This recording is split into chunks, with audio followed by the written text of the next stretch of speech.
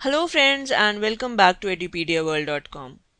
In this session, we'll be discussing about our second type of model of price and output determination under oligopoly type of market structure, that is price leadership model. Now, in order to start with this model, let's first understand certain terms which we are going to encounter. See, as I told you that oligopoly type of market structure is a structure where there are few number of sellers. Now, these sellers can either compete with each other or they can enter into certain types of agreement in order to fix up the prices, in order to fix up the market share of each, so that they can eliminate the competition and have maximum profits by operating in that particular industry. So, there can be agreements which can be of two types, that is formal and informal. See, where there are formal agreements between the firms in a particular industry in order to fix up the price, in order to fix up the market share, etc., those are known as cartels. A very good example of cartels is OPEC, that is our Organization of Petroleum Exporting Countries. Now, this particular cartel is very much formal and it's legal also. This is basically in order to cut the competition. Similarly, there can be agreements which are informal. Now, these informal agreements is not according to law. These are considered illegal in nature and in fact they are punishable also. These informal agreements are known as collusion. That is, firms in a particular industry decide together in order to raise the price, in order to decide the market share, they reduce the supply of a particular commodity, etc. And these practices are considered to be illegal. A very good example we have seen in India of the cement industry in the year 2011. That is, this particular collusion became noticeable in the year 2011. What happened is that the top cement industries collided to hoard the supply of cement and to increase the prices. So this became noticeable because even when there was reduction in capacity utilization and reduced demand because of a slowdown in the real estate and construction sectors, still the cement prices were continuously going up. It went up to from rupees 5 to rupees 27 per bag. So the cement prices were going up. So it became noticeable, and as a result, because of this informal, illegal, and because it was against the social welfare, after the the firms in the industry were found guilty of such practice, the government levied a whooping fine of $1.4 billion on the companies involved in such a collision. So we can see here that these type of collision are informal because this is just to form a monopoly in order to exploit the consumers. So we see here that there can be formal and informal agreements. Now let's come back to the model.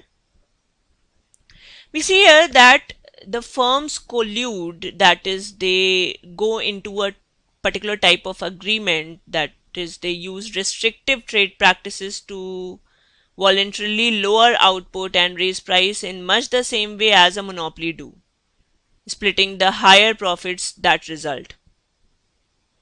That is, each firm want to maximize their profits out of these collusion. Now see, because I told you that getting into a collusion is an informal thing and in fact illegal also. So what can be an alternative to getting into a collusion, that is to avoid a collusion, is tacit collusion. Now what is tacit collusion? See, it is an unwritten, unspoken understanding through which firms agree to limit their competition. Now, they don't agree between each other. They just try to follow the strategies of either the low cost firm or either the dominant firm in the particular industry. Now, one strategy is to follow the price leadership of a particular firm. As I told you, that they follow the strategy of a particular firm in the industry who has control over the prices, that is, raising or lowering prices when the leader makes such a change. So, when the firms in a particular industry try to follow a firm which has very good control on the prices in that particular industry, and accordingly the firms in the industry change their prices, through that we can also determine the behavior of firms under a oligopolistic type of competition, and that model is known as price leadership model. Now this model was given by Bertrand, and this model goes by the following assumptions or conditions. That is, the number of firms is small, which is a basic characteristic of a oligopoly type of market structure. Then entry to the industry is restricted, that is, there are significant barriers to the entry to that particular industry. Then products are by and large homogeneous. Now one of the assumption is that the products are not differentiated, they are homogeneous in nature. The other assumption is that demand for industry is inelastic, a very or very low in elasticity, means even if the price rise, there is not much change in the quantity demanded. And the last assumption is that firms may have almost similar cost curves. So by these assumptions, the price leadership model is possible. If firms follow these type of assumption in a particular oligopoly type of market, price leadership, we see price leadership model. Now let's see that what type of models can be there under price leadership model. So we start with our first type of model, that is price leadership by low cost firm. Now what happens under this is that the firms in a particular industry try to follow a firm which has achieved the lowest cost of production due to increase in the scale of production. That is, it is reaping out the benefits of the economies of scale. And why do the other firms show such type of behavior? We'll study that. We'll show that with the help of a graph.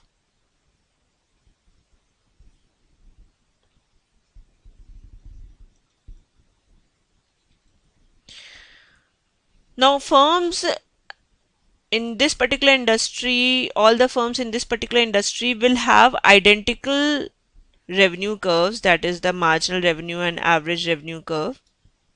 This is the average revenue curve and this is the marginal revenue curve.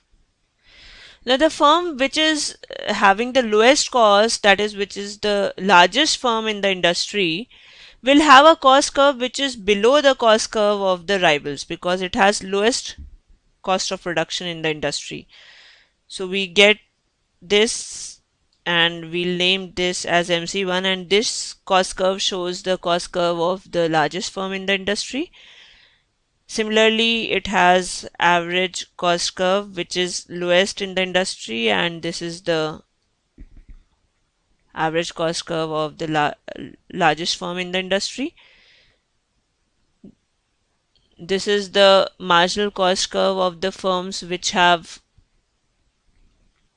more cost as compared to the lowest cost firm.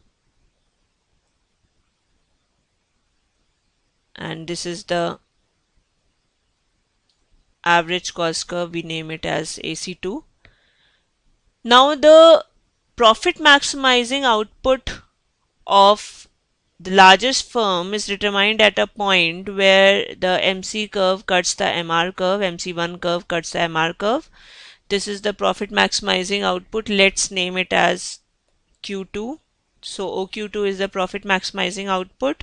To determine the price, I will extend this to the AR curve, and this is the price. Let's name it as P2. So this is the price to be charged by the largest firm, the lowest cost firm in the industry.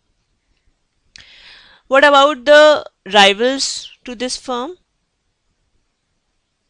Now, where the MC2 curve cuts the MR curve, that is the profit maximizing output of the rival firms in the industry, and when we extend this to the AR curve, we get the price which is charged by the rival firms. Let's name it as, sorry, P3. So OP2 is the price charged by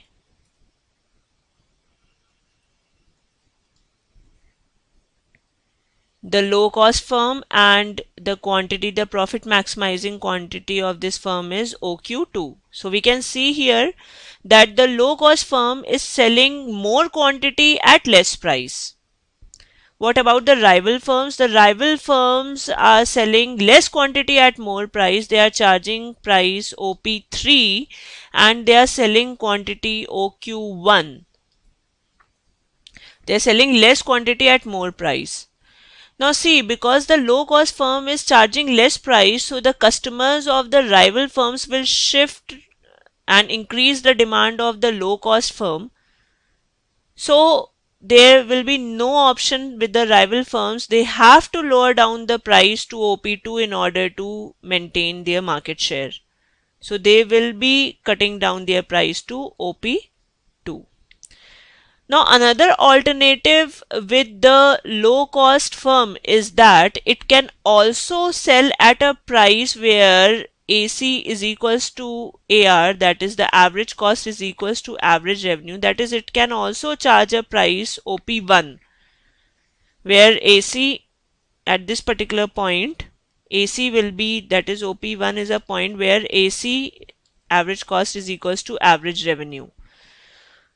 Means it shows that the low cost firm is operating at a level of normal profits. Now why it will be doing so? Because it can do so to achieve monopoly in the industry and to cut down the competition and eliminate the competition in the industry.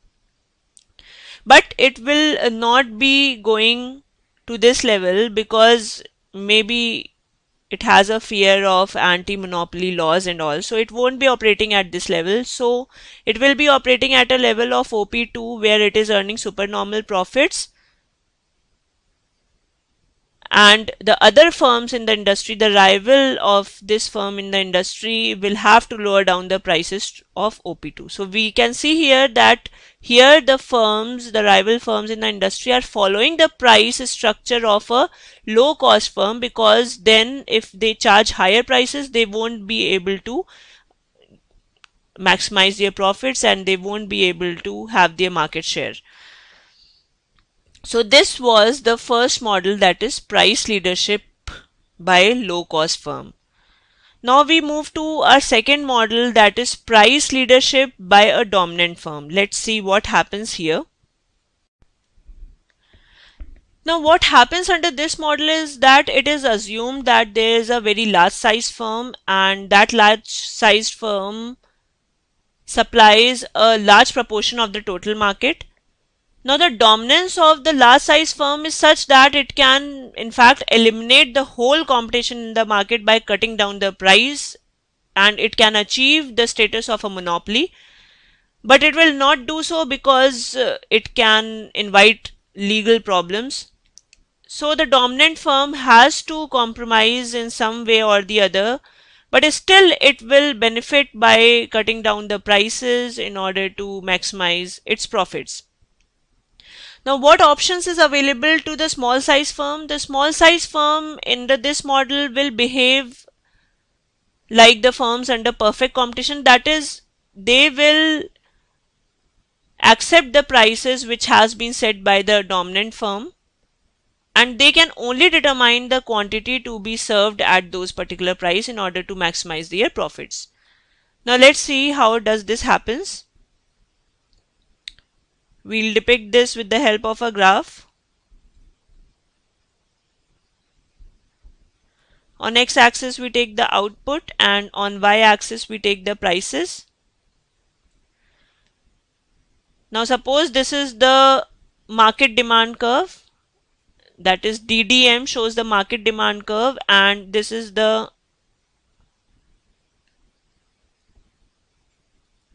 SSP1 shows the supply curve of the small size firm.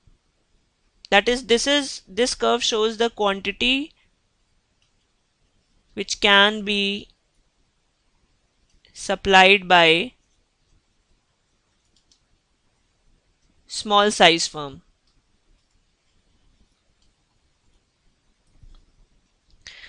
Now where this curve cuts the market demand curve, there we get the quantity which can be supplied by the small size firm, that is at price OP3, at price OP3 the small size firms are more than enough in order to meet the market demand. So we don't need the dominant firm. The small size firm itself can supply the whole market demand.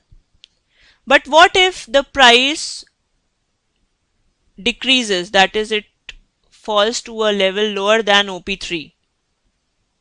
If the price falls lower than a level of OP3, then the whole of market demand cannot be supplied by the small size firm. Suppose the price falls to a level of OP2. This is the new price. So the whole demand to be served is, suppose, F. But the small size firm can only serve a demand of P2C. So in order to determine the market share, that is the market which has to be served by the dominant firm, what we need to do is we have to deduct the market which is supplied by small size firm from the whole market demand. The whole market demand here is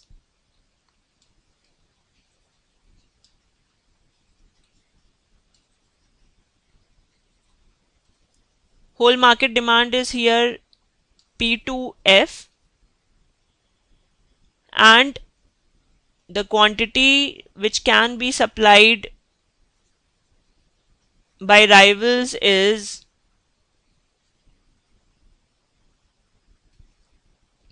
this, that is P2C. So the whole quantity, that is the difference between the whole market demand and the quantity supplied by the rival firms, will show what is the market share of the dominant firm.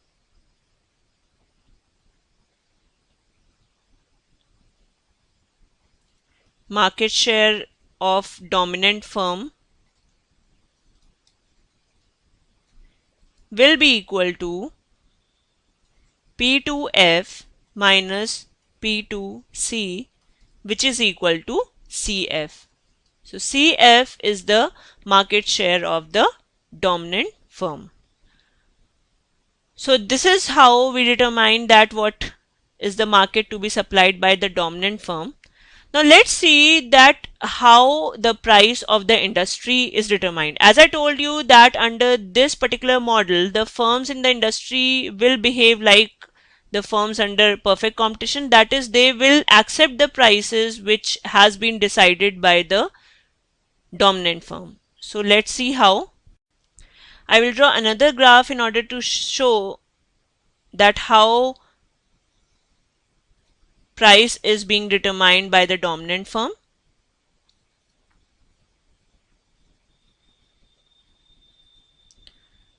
Suppose this is the average revenue or the demand curve of the dominant firm. and due to this we can also determine the behavior of the marginal revenue curve. This is the marginal revenue curve of the dominant firm. Now at this particular point, the marginal cost curve of the dominant firm cuts the marginal revenue curve. So this is the profit maximizing quantity. QD is the profit maximizing quantity. What is the profit maximizing price? If I extend this here, this is the profit maximizing price. Let's name it as P dash. So the dominant firm has now determined that the price is OP dash. It can serve the market at a price of OP dash. Now this price has to be accepted by the industry, by all the other rival firms. So I will extend this line to the earlier graph. This is P dash. P dash is the price at which all the firms in the industry have to operate. Now at P dash, the rival firms can serve the whole market, but they also have to consider profit. See now, OP dash is a price which has been set by a dominant firm, and all the small firms in the industry have to take this price, that they have to operate at a price of OP dash. Now what option they have? They can only determine the quantity which they can supply to the market at OP dash so that they can maximize their profits. So what they will do is they will supply the market with a quantity which is equal to P dash A. P dash A will be a quantity supplied by rival firms. The whole market demand is P dash B. That is this much, P dash B. Out of this whole market demand, they will be supplying, the small firms will be supplying P dash A, because this will be the quantity at which they can maximize their profits at a price level of OP dash. The rest of the quantity, that is AB, will be supplied by dominant firm.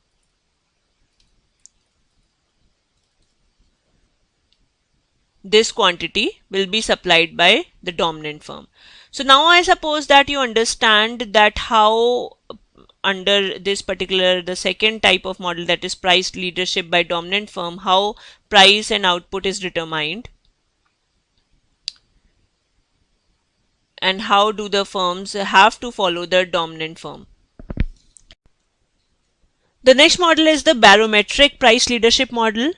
Now, as compared to these two models, that is the price leadership by low cost firm and price leadership by a dominant firm, under the barometric price leadership model, the price change is initiated by a firm which is not having the lowest cost of production, or which is not having the largest market supplied, but it is initiated by that particular firm which has good knowledge about the industry, which can forecast the market well.